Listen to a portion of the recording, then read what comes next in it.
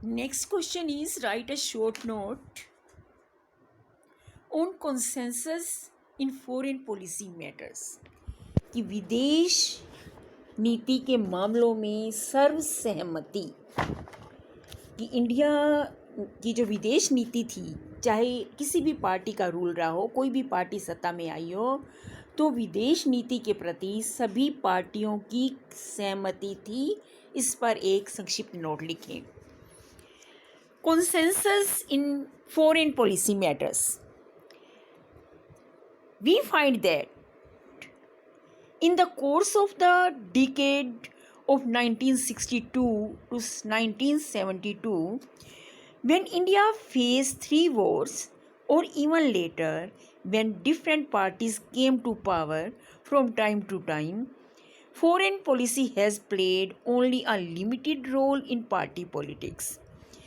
कि स्टार्टिंग में इंडिया जब आज़ाद हुआ तो उसके बाद उसे 62 से 72 के बीच 3 युद्धों का सामना करना पड़ा, और उसके बाद कई पॉलिटिकल पार्टीज़ जो हैं वो सत्ता में आई, लेकिन जो इंडिया की फॉरेन पॉलिसी थी उसमें कोई ख़ास बदलाव नहीं हुआ।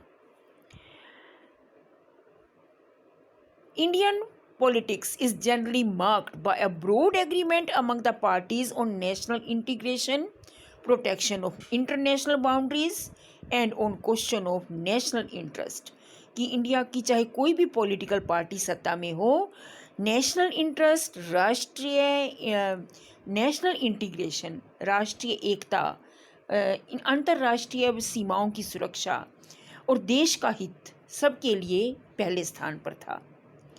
The Janata Party government that came to power in 1977 announced that it would follow genuine non-alignment.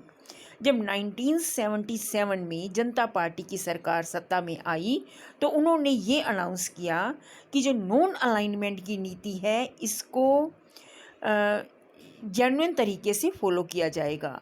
This implied that the pro Soviet tilt in foreign policy will be corrected, कि जो India का थोड़ा सा झुकाव सोवियत यूनियन की तरफ है उसको करेक्ट किया जाएगा।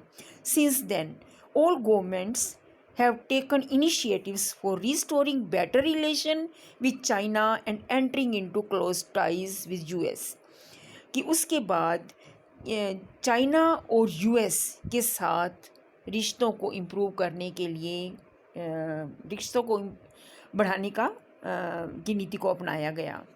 इन Indian politics and in popular mind India's foreign policy is always very closely link to 2 questions, कि इंडिया की जो फॉरेन पॉलिसी है वो 2 क्वेश्चन के क्लोज रही। वो क्या है? Let us study. Foreign policy is always dictated bye ideas of national interest. जो फॉरेन पॉलिसी है इंडिया की वो हमेशा से ही देश के हित में रही। इन the period after 1990, though it continue to be important friend of in the period after 1990, Russia though it continues to be an important friend of India has lost its global prominence, कि Russia जो 1990s के दौरान एक भारत का एक परम मित्र रहा था, एक अच्छा दोस्त रहा था, वो ग्लोबल लेवल पर अपनी जो इम्पोर्टेंस को, अपने महत्व को खो रहा था। Therefore India's foreign policy has shifted to a more pro US strategy. Besides, the contemporary international situation is more influenced by economic interest than the military interest, कि उस समय इंडिया ने अपना झुकाव यूएस की तरफ करना शुरू कर दिया। तो इसमें इस झुकाव के लिए इंडिया ने, यानी कि इंडियन गवर्नमेंट ने इंडिया का, देश का के आर्थिक विकास की ओर ज़्यादा ध्यान दिया, मिलिट्री विकास की बजाय जो है वो आर्थिक विकास की तरफ ज़्यादा ध्यान दिया। At the same time, Indo-Pakistan relation has witnessed many new development during this period. और इस समय इंडिया और पाकिस्तान के रिलेशन में भी काफ़ी बदलाव आया। While Kashmir continues to be main issue between the two countries, और कश्मीर जो है वो आज भी दोनों देशों के बीच में एक क्या है, इशू रहा है, एक मैटर रहा है. This mean that cultural exchange, movements of citizen and economic cooperation would be encouraged by both countries to improve relations between two countries, कि दोनों देशों के बीच रिश्तों को सुधारने के लिए लोगों का आवागमन और इकोनॉमिक आर्थिक सहयोग को बढ़ावा दिया गया ताकि दोनों देशों के बीच रिश्ते इम्प्रूव हो सकें, लेकिन ये अभी नज़र नहीं आ रहा है.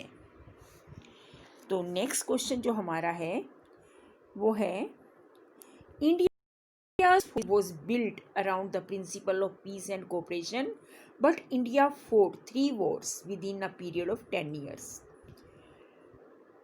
तो उसके बारे में आपका क्या विचार है? तो इस क्वेश्चन नंबर 7 को हम नेक्स्ट वीडियो में स्टडी करेंगे.